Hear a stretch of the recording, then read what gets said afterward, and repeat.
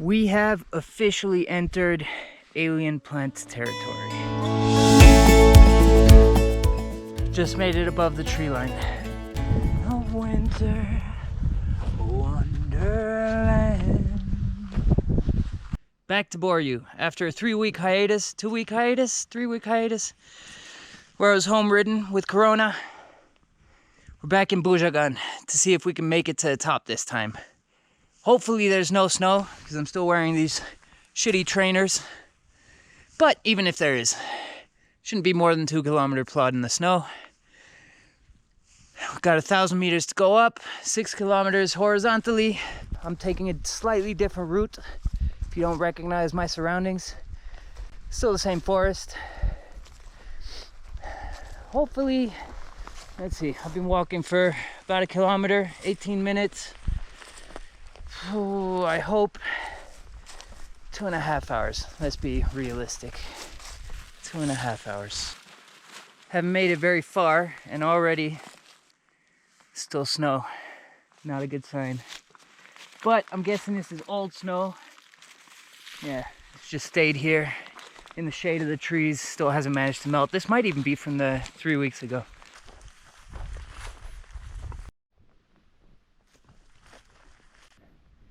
I was kind of hoping there wouldn't even be snow until the top ridge line, but apparently I was mistaken. I don't know if you can see that, but there's this trail made by some kind of animal. Guessing, can you see the acorns? This is his food. There's a footstep right there. Guessing it's a fox. I'm guessing it's a fox. But it is nerve-wracking. Walking in the forest, you feel like you're being watched. I'm pretty sure I saw a bear footprint before. Let's hope I was mistaken. Yep, look. More nuts being eaten.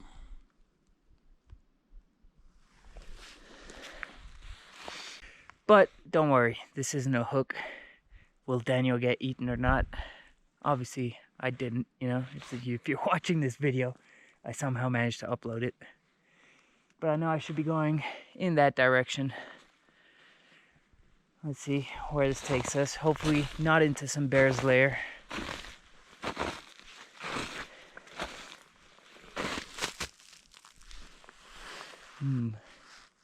There's a print, but it looks worn. That's a pretty big footprint right there.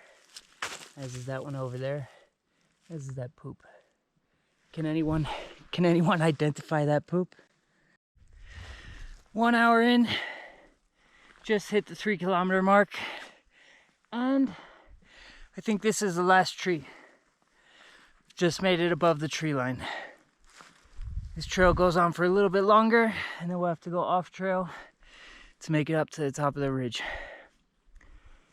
But I don't know what that looks like. Stay with me. It's funny, in the forest, my line of sight was fairly impeded by all the trees. And I was thinking, there's a bear lurking behind that next tree. It would be nice to get out of the trees. But now, with mist all around me and no trees to climb, I'm joking. I'm joking.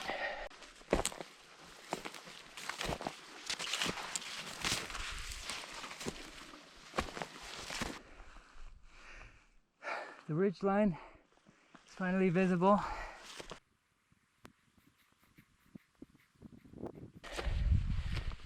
Wow, look at these curious plants. We have officially entered alien plants territory. The magic above the tree lines.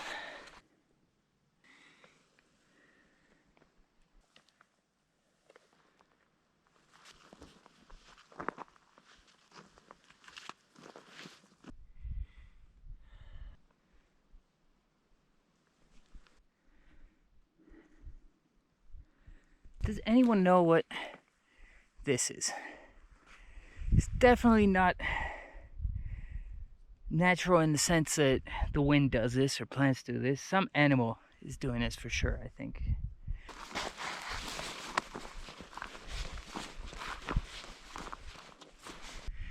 Finally up on the ridge line.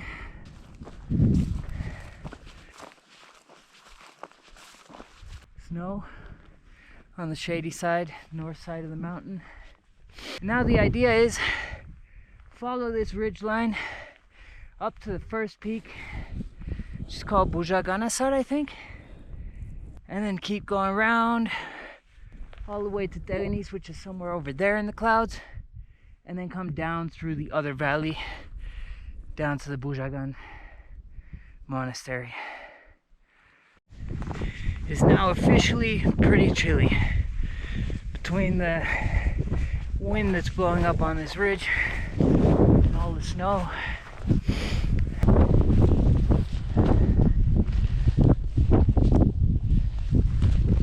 Just as we got to a nice fun part, the sun came out, kind of.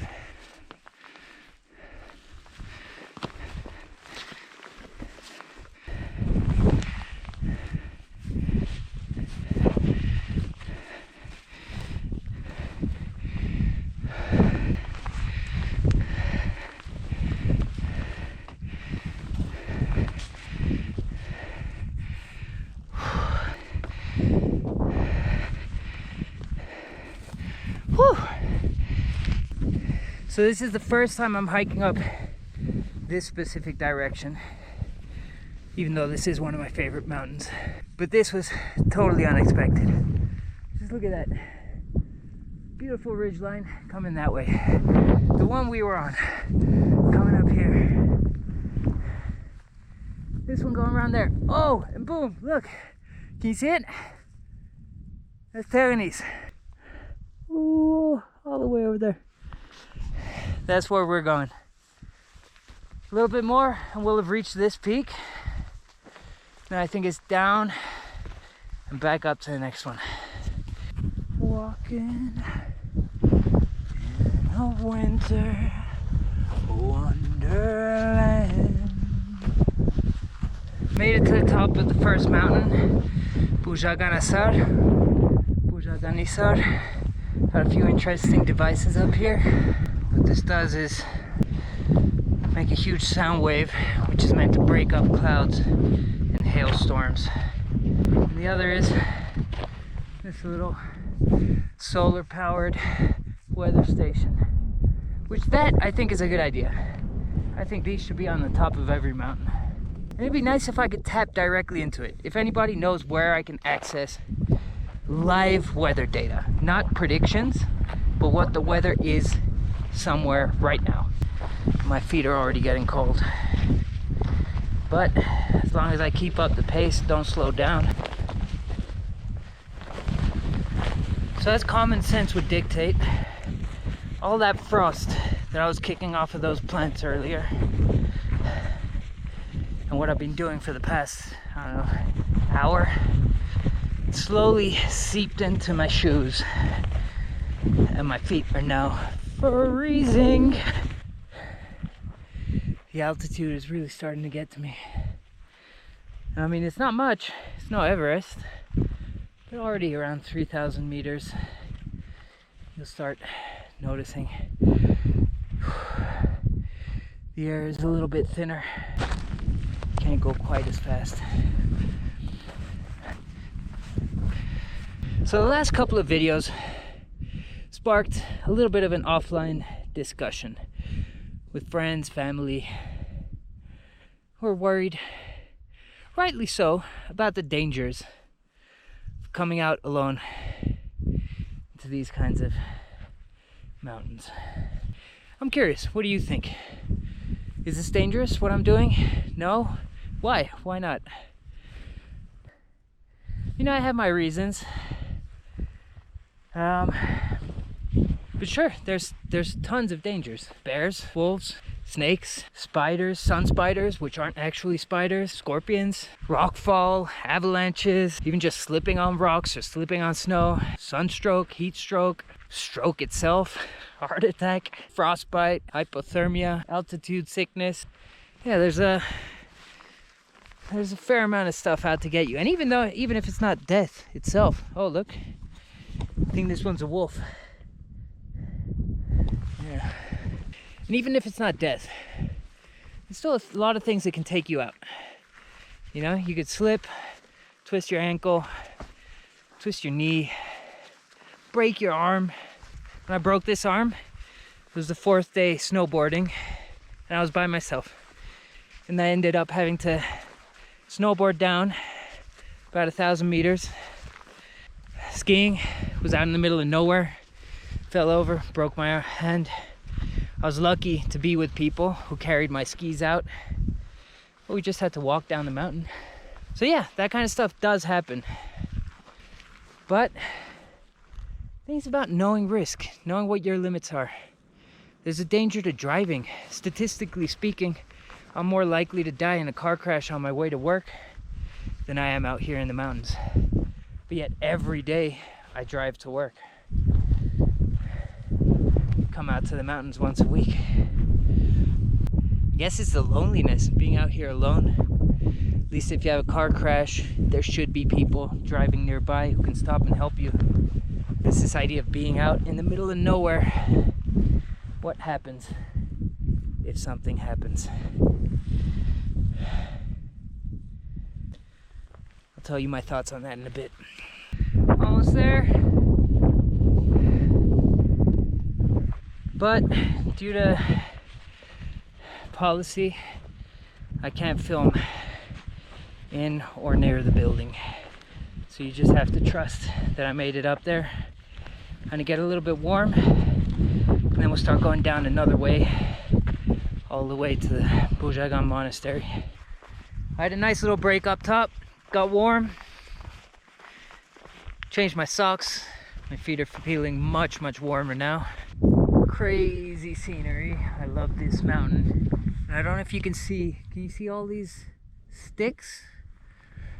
Those are for when it snows, 3 to 4 meters of snow. People still know where the road is. Now there's about 2 kilometers left till we get to the monastery. Be nice to have a look around there. And then we're pretty much done. Well, I made it to the monastery. GoPro's dead, so I'm on my phone. Look at this. Look at these nice ruins.